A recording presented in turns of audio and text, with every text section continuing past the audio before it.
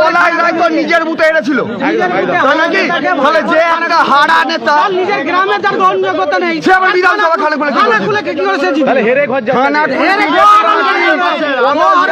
নিজের বুথে হেরেছে, সে আবার খানাকুল জিততে এসছে। খানাকুলের অলিগলি সুশান্ত ঘোষকে চেনে, প্রত্যেকটা বুথেতে যান সুশান্ত ঘোষের নাম পাবেন।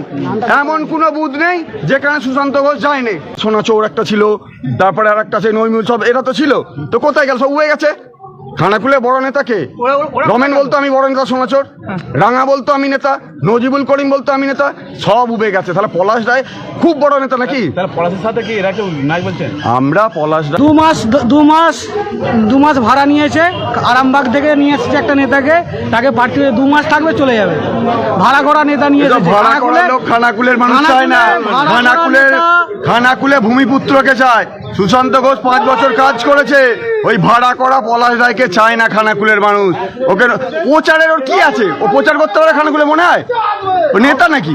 খানাকুলে নেতা নেই, তৃণমূল কংগ্রেস খানাকুলে শেষ, আরামবাগ দিয়ে একটা ধরে এনেছে। নেই খানাকুলে তৃণমূল বিগ জিরো, সেই জন্য খানাকুলের নেতা না থাকার জন্য আজকে আরামবাগ থেকে তৃণমূল ভাড়া করে নেতা নিয়ে এসেছে। সুশান্ত ঘোষ খানাকুল বিধানসভা থেকে 50,000-এর বেশি ভোটে জিতবে, এটা লিখে রাখুন। 50,000-এর বেশি সুশান্ত ঘোষ জিতবে, আমরা সরকারে আসবো, সুশান্ত ঘোষ মন্ত্রী হবে খানাকুল থেকে। এটা আপনি খানাকুল কোনোদিন মন্ত্রী পায় না, এরপর খানাকুল থেকে মন্ত্রী হবে। আমরা মন্ত্রী পাচ্ছি, সেটা হচ্ছে সুশান্ত ঘোষকে। ঠিক আছে, সুশান্ত ঘোষ মন্ত্রী হবেই, আর আমরা সরকারে আসছি। সুশান্ত ঘোষ ধর্ম যেটা বলছিল 50,000 ভোটে মিনিমাম লিড করবে। তৃণমূল বলে কেউ নেই, ও সব শেষ। ওই দাদা বলছে উদ্বাস্তু নেতা, ভাড়া করা নেতা ধর্ম বলছিল, খানাকুলে ভাড়া করে আনতে হচ্ছে লোককে।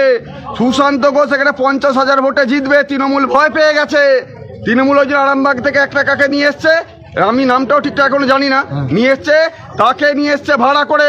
আর সুশান্ত ঘোষ এই খানাকুল থেকে জিতে মন্ত্রী হবে, এটা আপনাদেরকে আশ্বাস দিতে। সুশান্ত যাকে মন্ত্রী দেখতে যায়, আর সুশান্ত ঘোষ মন্ত্রী হচ্ছে, এটা ফাইনাল। কিন্তু পলাশ রায় তো বলছে এলাকার একদম ছাকা, ও উদ্বাস্তু নেতা বলছে ভাড়া করা, ভাড়াটে মাল ভাড়া করে নিয়ে এসছে ওকে। আর তৃণমূল ভাড়া করে নিয়ে এসছে, এই খানাকুলের জন্য কিচ্ছু করেনি। খানাকুলের জন্য শুধুমাত্র কয়েকটা টাকা দিয়ে নেতা হয়েছে। শুধু পৈতৃক সম্পত্তি কিছু আছে না, ওর কিছু পৈতৃক সম্পত্তি আছে, সেসব বেচেছে। কদিনের আপডেট নিন, বিক্রি করে ভাড়া করে নেতা হয়েছে।